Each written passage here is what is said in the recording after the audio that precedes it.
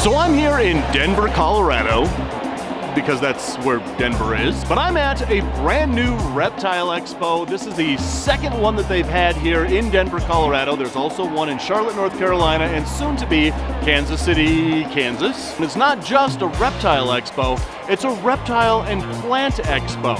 This is the All-American Reptile and Plant Expo, and in this video, I'm gonna get you guys up close and personal to some of the most amazing reptiles that can be found right here at this brand new Reptile Expo. I'm Dave Kaufman, and these are my Reptile Adventures.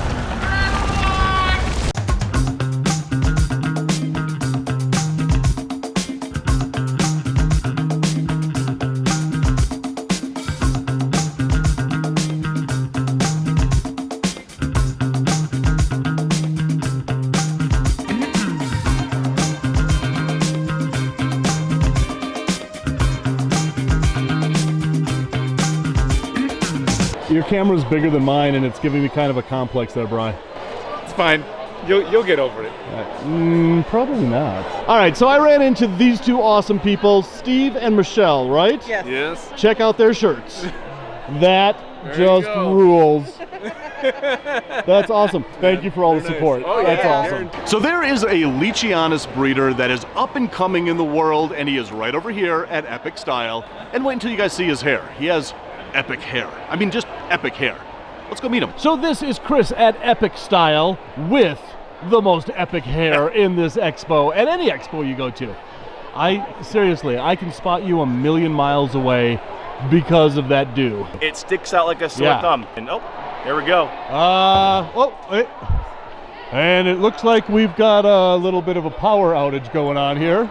My camera translates dark really well, so it is a lot darker in here than my camera is translating. We're gonna have to continue this as soon as we figure out.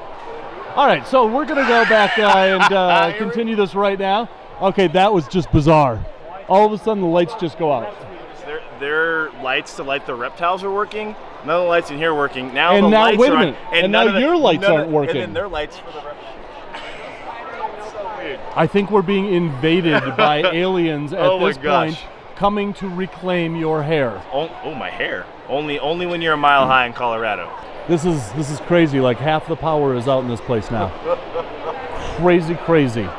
All right, so show us some geckos. All Epic right. hair. Let's go here first. Show special. Yeah. $800. So this guy, I like I don't know how well the purples translate, but this line produces a lot of purple barred animals. It would if we had lights. Which is really neat, really cool. It's just a cross animal. So it's a Mount Kogus crossed with a Nuana. Right here, we've got like an almost jet black Leachy. Yeah, so the crazy thing, so this is a het melanistic, and it's crazy how much that het influence is taking place here. This is by far the darkest animal I have in my collection. Hey, there go the lights. There we go. And it's all of a sudden not so dark. But this is produced by Prodigy Exotics. Here, hang on. Let me help you out there, little buddy. There you go. This is produced by Prodigy Exotics. It's a Darth Maul to a GT. I love the webbing, how you can see that down their back kind of taking place there. But then for S and G's here, let's go to the... So our power may go back out. Someone hit a pole. Someone hit a pole. 700 homes in Castle Rock that have no power as well. Oh no! Are they okay? It goes back out. It's because they're trying to reconnect to the power. All right, so in case you didn't hear that, somebody crashed into a power pole outside, knocked out all the electricity. Obviously, it comes back on, goes back out, but 700 homes in this area now do not have electricity. Somebody crashed into a power pole. Man, I hope everybody's okay, but we're gonna go back and continue on with the Leachianus. Yeah, so just a different contrast here that we're going for. Yeah, walk all over each other, go right ahead. So this here is a non-locale specific, or an NLS. Sometimes you can see it labeled as it's more of like your green tree pythons have like designer lines. Sure. So I would say it's kind of along that process where it's polygenic breeding. This is 2 different breeders' animals put together. Carl Vargas over at South Tex Gecks. Sure. And then Anthony True, his high color line here. Both have phenomenal high color animals. I just can't get over how just rich the pinks and purples in this one are. It's great. It's absolutely. And then, okay, so this one isn't as rich with the pinks and purples, but it has the patterning and the coverage that you like to see as well. That is insane. So yeah, and I brought these out. Nick and Troy here do a really cool educational presentation type thing, and they asked me to be a part of it. And I wanted to share more about Leachianus geckos. They're starting to become a little bit more popular. Yeah. In that regards. If you just want to have a Leachianus gecko, there's tons of Leachianus geckos, like crosses, pure localities, and that sort. Importance of buying from reputable breeders, knowing what your plans and goals are. So we've known each other for a long time. I have watched you develop your projects from just humble beginnings to what you got now. It's crazy. It's not only crazy, it's awesome. It's crazy awesome. Thanks, man. Crazy awesome. It's cool. Just like that hair.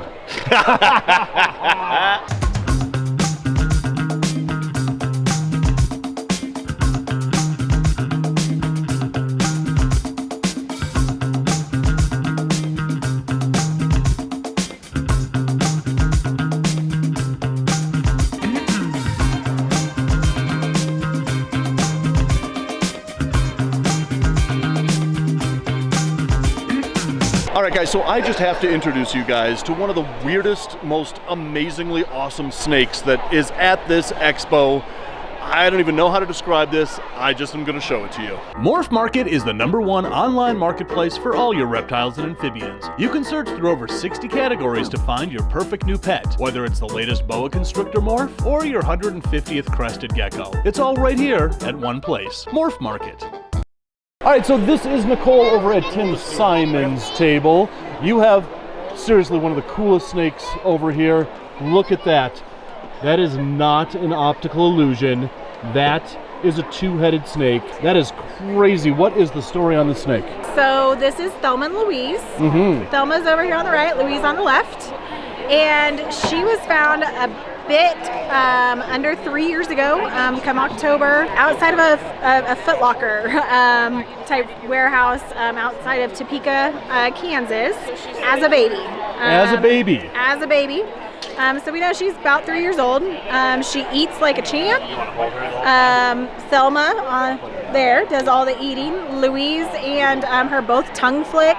They both seem to drink water. And otherwise just kind of cruises around like normal snake life. So obviously, I mean, only one head is eating, right? Correct. But both heads are drinking, which means that their esophagus goes to the same spot, we think. Have you ever had it x-rayed? We did. So when she was pretty little, we had her x-rayed. Pretty abrupt joining here from Louise's head onto the esophagus and tracheal area means that, yes, water probably moves through just fine, whereas a rodent might not. So usually when you have a 2-headed snake as a baby, doesn't have a very long life expectancy, but this is a big, healthy adult. Great body weight on this snake. But, you know, usually black rat snakes, of which this is, turn all black as adults. This one is still kind of hanging on to that juvenile pattern. That is very rare to see, actually. Not as rare as a 2-headed snake, but here we are. And obviously the snake is not for sale. Correct. What can you say about a 2-headed snake? I mean, they are just funky looking. They're really cool. Wow. And so 3 years old, you said? 3 years old, October. Wow. That is a find in a million.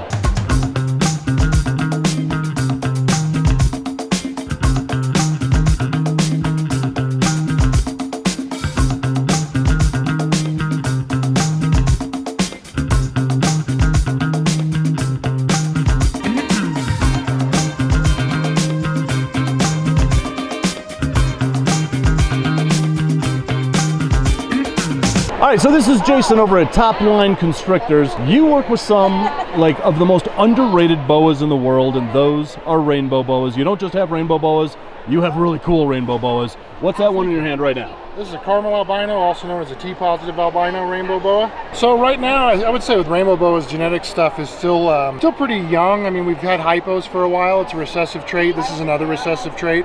There are T-negative and T-positive albinos.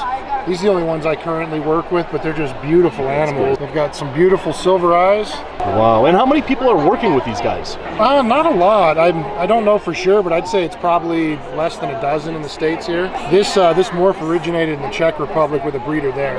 And that is a female T-positive albino Brazilian. This is a Brazilian. Yep. She's about a year old right now. But you also have some Colombian morphs up here that we got to see.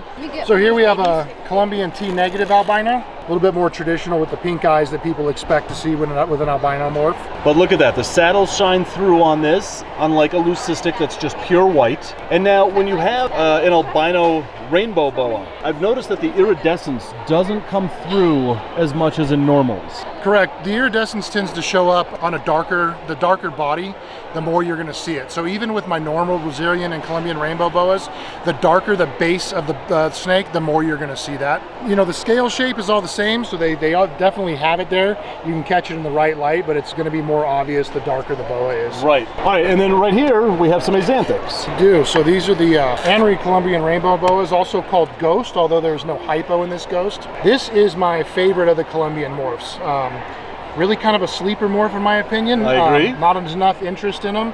As they age, they get lighter and lighter. So down low here, I have some newborns. Those ones are about 2 months, and you can see that the older they get, the more silver they get. To where the parents of these don't even show these butterscotch scales anymore. They're just all silver and gray. Very, very beautiful Colombian rainbow boas. Now, has a snow rainbow boa been done yet? Quite possibly. I bred my first double hets together this year. I got one that came out very, very light that I suspect may be a snow. I'm not 100% sure yet because just like the baby Anris don't quite show the Anri look, I'm wondering if that's what we're seeing with the snow. Sure. They're only about 2 months old, but it almost looks like an albino that's extremely washed out. Even the eyes are lighter in color. Wow. So it makes me question if it is a snow or not. All right, and then last but not least, we've got this gem right up here for $1,400. We got to pull her out and take a look at her. So this is one of the other Brazilians here, so the caramel albino Brazilians, the T-positives.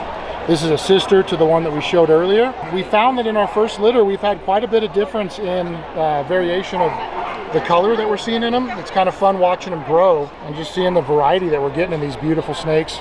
That is insane. So is there a pastel gene in rainbow boas? Because that looks pretty pastel. There is pastel, and it makes me wonder if something's floating around in there because of the difference that we're getting. We have some very light and washed out. We've got other ones that have retained a very, very bright back pattern coloration. But I don't know for sure to answer that. Yeah, that is one of the most strikingly beautiful albino rainbow boas I've ever seen.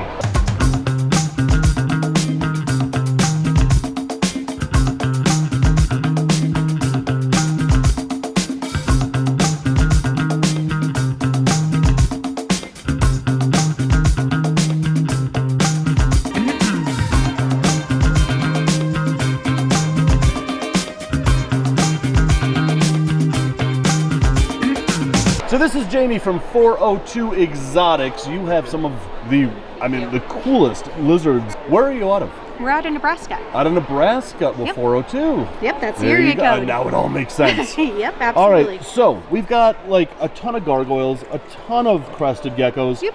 But this guy in particular caught my eye. Yep. Because a lot of people think that this is a knob-tailed gecko, and it is not. No. It's related to knob-tailed geckos. Yes, it is. Can we pop that top and take a look? Absolutely. So these guys are like knob-tailed geckos, native to Australia, and we found these when we were in Australia. They are related to knob-tailed geckos, but the scientific name of these guys is one of the coolest scientific names. This is Underwoodosaurus. Underwoodosaurus. I mean, it's so much fun to say. It sounds like a dinosaur. That's doesn't right, it? right. But these are very, very similar in body shape and habits to the knob-tailed geckos. Yep. But as you can see, they don't have knobtails. Very easy care on these guys. You're going to literally give them kind of a sand substrate. They are insect eaters, but these guys, as long as you keep them about 80 to 90 degrees, They're perfectly happy and everything. Okay, these are cool.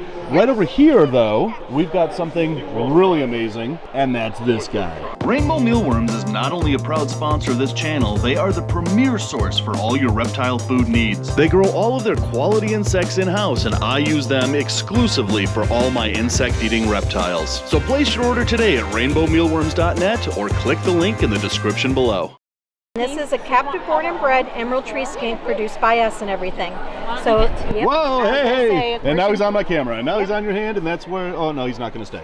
that's kind of where they like to be. They love to be on humans. Right. So literally when you open the enclosure, the first thing they're looking for is a human to jump on, because they absolutely love being on you and they love being around humans. Look at that, as soon as he's on your arm, he's like, okay, this is where I'm gonna live. Yep, absolutely. They're one of the friendliest little skinks that you can get because they're not afraid of you. And they're beautiful. They are very beautiful. These guys are pretty easy. You're gonna need an arboreal cage because these guys absolutely climb. They're up in the trees. They're up a little higher. So you're gonna need a taller enclosure for these guys. We recommend for one of them, you're gonna need at least a 24 by 18 by 18. For a pair, I'll be honest, we recommend the 36 by 36s so you can give them a lot of space because they do move around a lot. But they are a communal species, so we do keep one male and like 3 females in a big enclosure. They all get along really well. They all do really well with each other, and they're very, very entertaining to watch because they're always moving, they're always hunting, they're always watching you, and they're always out. So they're not hiding around, they're not gonna hide underneath stuff. They absolutely are out so you can see them. These are amazing. And I think that these are going to grow in popularity more and more. And I think the more people are captive born and breeding them, the more popular these will get because the captive born and bred ones are solid. They're good pets, they've been with the parents, they've learned from the parents, they make better, healthier animals. Speaking of really cool and rare skinks, you've got something that I don't think anybody else at this expo has, and that's these guys. This is a zebra skink. Tell me all about this guy. So these are Kenyan zebra skinks, and these are also captive born and bred by us. And these guys are very special. Just like the emerald tree skinks, these guys are very handleable, very personable, but these are extremely easy to train. They're very food motivated. These guys are kind of loosely related to the fire skinks, which are found in West Africa, and these are found more in mainland Africa. But yeah, when I look at, everybody's tables here, I look for this rare kind of stuff that people may glance on by and not realize just how rare and exciting these lizards are. But I think you are the only one here with a zebra skink. Yep, and these guys are unique because they're sexually dimorphic. So females are going to keep the black and white stripes you see here. Males are going to get a bright red belly and a black back. So for a skink, they'll tell you their sex. Which is very convenient, unlike blue-tongued skinks. Yes. These guys also do live birth. And you can leave the babies in with the parents. So you get a family group that literally is interacting, and the babies absolutely learn from the parents. They're that smart. These are amazing. All right, so 402 Exotics. People can find you online if they want to pick up one of your lizards. Yep, absolutely. Or they can come here to the Denver Expo. Absolutely.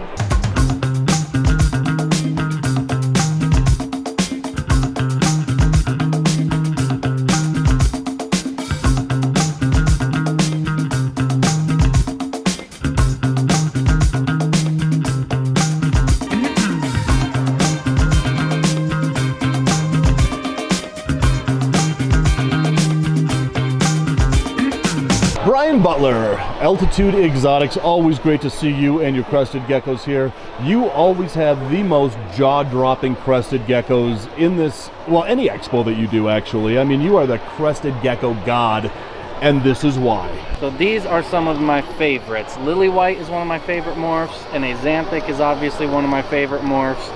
And then obviously one of the first things I did was combine them, and you get the Lily White Axanthic.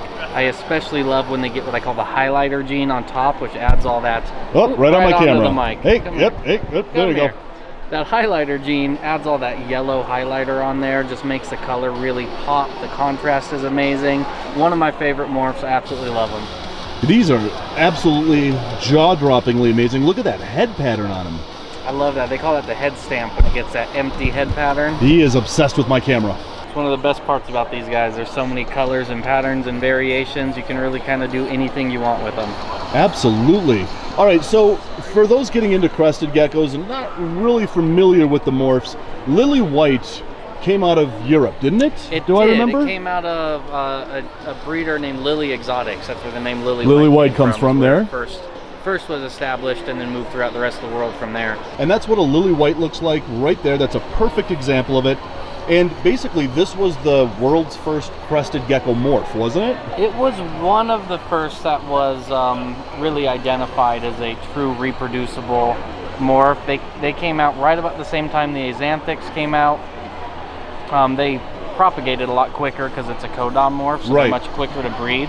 The super form is fatal, unfortunately. Yes. But the combinations you can make with them, lily white Axanthics, lily white cappuccinos, lily white sables, you can do all kinds of fun stuff. You can edit the base color to be black, red, orange, yellow, all kinds of different variations. So then the Axanthic came on the scene, and that was a game changer for crested geckos. Yeah. What I'm surprised is that nobody's produced an albino yet. Or have they and we just don't know about it? I don't think they have. I think that largely comes down to you can't import cresties from the wild like we can with most animals. Right. So the gene pool that we got was actually relatively small. Right. And if there was no albino gene in that original pool, the chances that it's going to spontaneously pop up are pretty slim. I'm pretty confident Axanthics came in from the wild, and it just took about 15 years for them to get identified and produced in any number. Right. There's no albino was brought in, and there's no more cresties coming in from the wild, so I think it's pretty unlikely we're ever going to see one, unfortunately. But as soon as you say that, that's when it's going to pop up, right? Right, absolutely. Wow, these are amazing. You always have the most amazing crested geckos, you really do. I cannot wait to see what you produce next. I appreciate it, man. Thank you. All right, so I have found Mr. Brian Cusco, as usual, at an expo. You know, I am really enjoying your videos, especially when you went fishing and puked. That was one of your best videos yet. Nobody else thought so. Oh, really? Well, there's a couple people maybe. I thought it was funny. Yeah, I thought it was funny too. What are you eating? Chips. Chips. Snapped. Cheez-Its. Sponsored now by these guys, so shout out. And you can send that check to... Dave Kaufman's Reptile Adventures, LLC. Not LLC. Oh. Dave Kaufman's Reptile Adventures, Incorporated. Uh-huh. All right, so you have found what you just told me was like maybe the coolest, maybe weirdest snake that you found at this expo. A lot of maybes. A lot of maybes. Let's go maybe check this out. Okay, MBK. And where is this thing? Right here.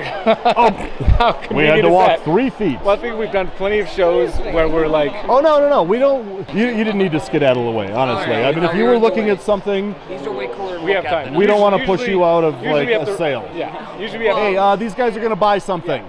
right now. Oh, I just put a lot of pressure on you guys. See, I want 20% of that sale. Got you. Put pressure on him, too. Now he's got to make the sale now. Yeah. No, if we interrupted you, by all means, keep looking. Okay, all right. All right, so, Brian, what do we got at this here spot? Albino Mexican black king snake. Maybe. I don't believe it. Maybe. I don't believe it. It's a maybe. Let's see it. All right, so first of all, we are at Beasties, which is a pet store in Moore. But what's your name? Travis. Travis, good to meet you, man. Nice to meet you. All right, so Brian says you have a cool snake here, and we are yet to see it. Yep. And So, if we don't see it it's not there soon, anymore. a lot of people gone. are going to be... Really? Look, it's not there. It's vanished. You realize that you just caused a lot of people to hit the thumbs down button. Oops. That's good for engagement. That is true. All right, so look at this. This is an albino Mexican black king snake, and he's very nervous. Look at that. He's jittery. So basically, you know, we did a breeding project with some Mexican blacks. Had a couple of surprises pop out. We had some all white Mexican blacks come out, red eyes, obviously, so albinism. So we're going to do our due diligence for sure. Make sure it's not going to be a Lilac with any other king snake morphs or anything like that, just to make sure that these truly are Mexican black specific albinism. Do you think this is the first albino Mexican black ever to be produced in the entire world, including Mars? Mars is not part of this world, so yes. But I bet you this hasn't been produced on Mars. I bet you it hasn't. Yeah, see, that's right. So all three of us are in agreement. So as far as we know, yes, they are the only two in existence. But like I said, due diligence, we need to do a couple of further projects just to be sure that there was nothing prior to that came in like an Lilac California King morph or something of that nature. All right, so if you were to put a price on it, somebody came up and said, money is no object, which is something that Brian might say. What would you charge? What would you ask for? What would you accept? I mean, honestly, like, I'm really not sure what the value would be because I'm not sure how far the project could go later. I would say probably in that 5,000 range. 5,000, all right. Well, it said make offer. You could have just started making offers until. Yeah, you could definitely shoot out a much bigger number than that. Yeah. What would you offer? Well, now that you said the number, I would offer less. And that's how economics works. That is exactly how economics So I will works, give you which is why- $25 for that snake. Well, that's not a good enough offer. That's not. I really suck at bartering. Way too low. Yeah, dude, that is an amazing project, and I can't wait to see what you do with it. You're here in local in Denver. Yeah, we're here in Pueblo actually, so about an hour south of Denver. Hour south. Good find. Thanks. So guys, we've come to the part of the video where I say goodbye, and by this point, about 70% of you have clicked off already. But if you haven't clicked off yet, you need to come and check out one of these expos, the All-American Reptile and Plant Expos. Again, they're here in Denver, they're going to be in Charlotte, North Carolina, and they're going to be in Kansas City, Kansas. So put it on your radar, check this expo out. It really is a cool expo. So guys, as always, thanks for watching, and until the next reptile adventure, love the planet, feed your reptile obsession, and rattle on.